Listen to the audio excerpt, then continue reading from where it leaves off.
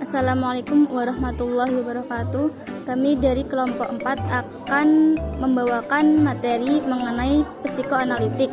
Saya Fika Hadasabila dengan nomor 3032000066. Materi yang pertama yaitu tentang pendekatan psikoanalitik. Aliran psikoanalitik dalam sejarah psikologi ditemukan oleh Sigmund Freud. Psikoanalisis adalah sebuah model perkembangan kepribadian manusia, filsafat tentang sifat manusia, dan metode psikoterapi. Sumbangan-sumbangan yang bersejarah dalam praktek psikoanalitik ini mencakup 1. Kehidupan mental individu dapat dipahami. Pemahaman terhadap sifat manusia bisa diterapkan untuk mengurangi penderitaan atau permasalahan manusia. Yang kedua yaitu tingkah laku yang diketahui sering ditentukan oleh faktor tidak sadar. Biasanya kita melakukan sesuatu tanpa kita sadari atau di luar kendali kita. Berikutnya adalah menggali ketidaksadaran seseorang. Terdapat beberapa ketidaksadaran, yaitu yang pertama, mimpi. Mimpi adalah gambaran dari kondisi seseorang atau kondisi mental seseorang ketika dia sudah sadar. Yang kedua yaitu ada resistensi. Resistensi ini terdiri dari 3 bagian, yaitu yang pertama dia tidak mau kooperatif, tidak mau terbuka, dan menolak untuk disembuhkan. Sumbangan yang keempat yaitu perkembangan pada masa kanak-kanak memiliki pengaruh yang penting atau pengaruh yang kuat terhadap kepribadian manusia di masa mendatang. Kepribadian ini terbentuk dari usia 1 sampai 5 tahun pada masa kanak-kanak awal. Yang kelima yaitu teori psikoanalitik menyediakan kerangka kerja yang berharga untuk memahami cara-cara individu untuk mengatasi kecemasannya. Berikutnya ada struktur kepribadian. Struktur kepribadian ini terdiri dari 3 sistem, yaitu id, ego, dan superego. Id adalah sistem kepribadian yang orisinil. Kepribadian seseorang hanya terdiri dari id ketika dia dilahirkan. Id ini bersifat tidak logis, amoral, dan id ini didorong oleh suatu kepentingan yang bersifat memuaskan saja. Yang kedua ada ego. Ego adalah eksekutif dari kepribadian yang memerintah, mengendalikan, dan mengatur. Tugas utama dari ego adalah menjembatani naluri-naluri dengan lingkungan sekitar. Ego bersifat realistis dan berpikir logis, serta merumuskan rencana tindakan yang akan diambil oleh seorang individu. Yang ketiga yaitu superego. Superego adalah cabang moral atau hukum dari kepribadian. Superego adalah moral individu yang urusan utamanya adalah apakah suatu tindakan itu baik atau buruk, benar atau salah. Superego mempresentasikan nilai-nilai tradisional dan ide masyarakat yang diajarkan oleh orang tua kepada anaknya. Kemudian yaitu ada kesadaran dan ketidaksadaran. Ketidaksadaran mencakup 1. Mimpi. Mimpi merupakan representasi simbolik dari kebutuhan hasrat konflik yang tidak sadar. Mimpi biasanya menggambarkan keadaan mental seseorang. Yang kedua ada salah ucap atau lupa. Misalnya terhadap nama yang kita kenal, biasanya kita lupa akan nama seseorang. Yang ketiga ada sugesti, dan yang keempat ada bahan yang berasal dari teknik asosiasi bebas. Sumbangan Freud adalah konsep-konsep kesadaran dan ketidaksadaran merupakan kunci utama untuk memahami tingkah laku dari masalah kepribadian seseorang. Oleh karena itu, sasaran psikoanalitik adalah membuat motif-motif tidak sadar menjadi sadar atau menjadi disadari. Kecemasan. Kecemasan adalah suatu keadaan tegang yang dialami seseorang untuk berbuat sesuatu. Fungsinya adalah memperingatkan adanya ancaman bahaya, yakni sinyal ego akan terus meningkat jika tindakan-tindakan yang layak untuk mengatasi bahaya itu diambil. Ada 3 macam kecemasan, yaitu kecemasan realistis, kecemasan neurotik, dan kecemasan moral. Kecemasan realistis adalah ketakutan terhadap bahaya dari luar atau eksternal, dan taraf kecemasannya sesuai dengan derajat ancaman yang ada. Kecemasan neurotik adalah ketakutan terhadap tidak terkendalinya naluri yang menyebabkan seseorang melakukan suatu tindakan yang bisa mendatangkan hukuman bagi dirinya sendiri. Kecemasan moral adalah ketakutan terhadap hati nurani diri sendiri. Bismillahirrahmanirrahim.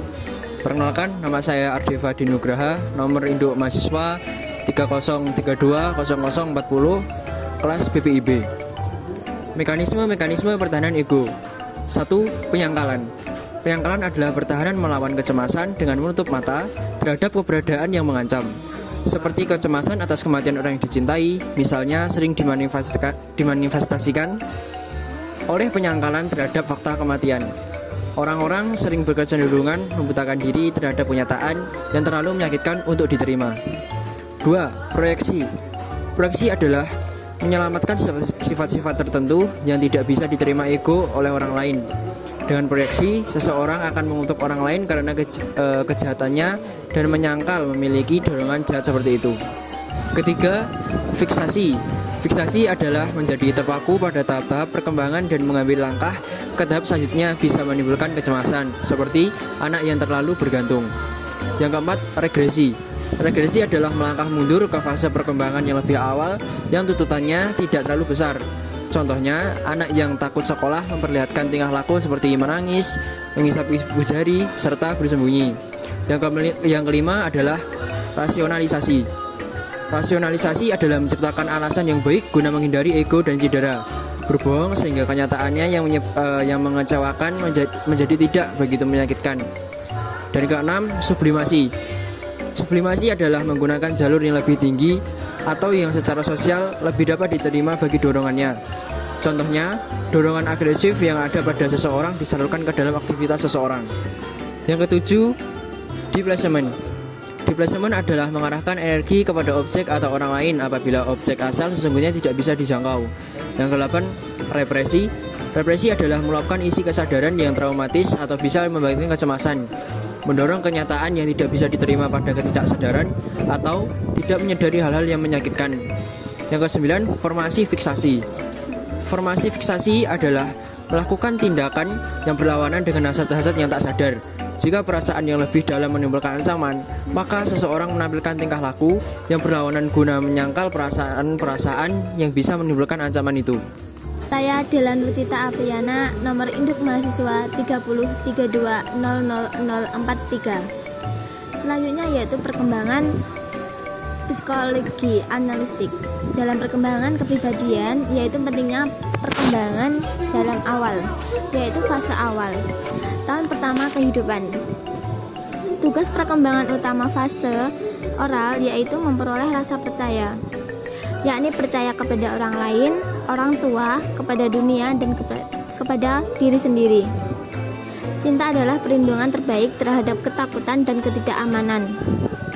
Sedangkan anak yang merasa tidak diinginkan, tidak diterima, dan tidak dicintai cenderung mengalami kesulitan yang besar dalam menerima diri sendiri. Anak-anak yang ditolak akan belajar untuk tidak mempercayai dunia. Mereka memandang dunia sebagai tempat yang mengancam. Yang kedua yaitu fase anal atau usia 1-3 tahun. Dalam fase anal menandai langkah lain dalam perkembangan kepribadian. Fase anal memiliki arti penting bagi pembentukan kepribadian. Anak terus-menerus berhadapan dengan tuntunan-tuntunan orang tua, menjadi frustasi jika gagal dalam menangani objek-objek dan lingkungannya. Anak dipastikan akan mengalami perasaan-perasaan negatif seperti benci, hasrat, marah, dan sebagainya. Yang ketiga yaitu fase falik. Dalam fase falik ini yaitu periode perkembangan hati nurani, suatu masa ketika anak-anak belajar mengenal standar-standar moral. Dalam fase falik ini, anak perlu belajar menerima perasaan-perasaan seksual dengan hal yang alamiah dan belajar memandang tubuhnya secara sehat. Fase falik ini memiliki implikasi-implikasi yang berarti bagi terapis yang sepenuhnya sedang menangani orang-orang dewasa. Selanjutnya, dalam proses terapeutik, kita memiliki tujuan-tujuan terapeutik, yaitu membentuk kembali struktur karakter individual dengan jalan membuat kesadaran yang tak disadari di dalam diri, yang difokuskan pada upaya mengalami kembali pengalaman-pengalaman masa kanak-kanak, yaitu masa lampau, dibahas, dianalisis, dan ditafsirkan dengan sasaran merekonstruksi kepribadian. Fungsi dan peran terapis, yaitu salah satu fungsi utama analisis ini mengajarkan arti proses-proses ini kepada klien sehingga klien mampu memperoleh pemahaman terhadap masalah-masalah sendirinya, mengalami peningkatan kesadaran atas cara-cara untuk berubah, dengan demikian memperoleh kendali yang lebih rasional atas kehidupan sendiri. Pengalaman klien dalam terapi yaitu bersedia melibatkan diri ke dalam proses terapi yang intensif dan berjangka panjang. Selama terapi bergerak melalui tahap-tahap tertentu, yaitu mengembangkan hubungan dengan analis, memperoleh pemahaman atas masa lampaunya yang tak disadari, mengembangkan resistensi untuk belajar lebih banyak tentang diri sendiri, mengembangkan suatu hubungan dalam memperjalan terapi, menangani resistensi dan masalah yang tersingkap, dan mengakhiri terapi. Saya Prayoga Pramunagara, NIM 3032000052 akan menjelaskan tentang penerapan teknik-teknik dan prosedur-prosedur terapeutik. Teknik-teknik pada terapi psikoanalitik disesuaikan untuk meningkatkan kesadaran, memperoleh pengalaman intelektual atas tingkah laku klien, dan untuk memahami makna berbagai gejala. Terdapat 5 teknik dasar terapi psikoanalitik, yaitu asosiasi bebas, penafsiran, analisis atas resistensi, dan analisis atau transferen. Yang pertama yaitu asosiasi bebas. Asosiasi bebas adalah suatu metode pemanggilan kembali pengalaman-pengalaman masa lampau dan pelepasan emosi-emosi yang berkaitan dengan situasi traumatik di masa lampau, yang dikenal dengan sebutan katarsis. Yang kedua, penafsiran. Penafsiran adalah suatu prosedur dasar dalam menganalisis asosiasi bebas, mimpi-mimpi, resistensi atau transferensi. Fungsi penafsiran adalah mendorong ego untuk mengasimilasi bahan-bahan baru dan mempercepat proses penyingkapan bahan tak sadar lebih lanjut. Yang ketiga adalah analisis mimpi. Analisis mimpi adalah sebuah prosedur yang penting untuk menyingkap bahan yang tak disadari dan memberikan kepada klien pemahaman atas beberapa area masalah yang tidak diselesaikan. Yang keempat, analisis dan penafsiran resistensi. Resistensi adalah sesuatu yang melawan kelangsungan terapi dan mencegah klien mengemukakan bahan yang tak disadari. Resistensi bekerja secara khas dalam terapi psikoanalitik dengan menghambat klien dan analisis dalam melaksanakan usaha bersama untuk memperoleh pemahaman atas dinamika-dinamika ketaksadaran klien. Dan yang kelima adalah analisis dan penafsiran transferensi.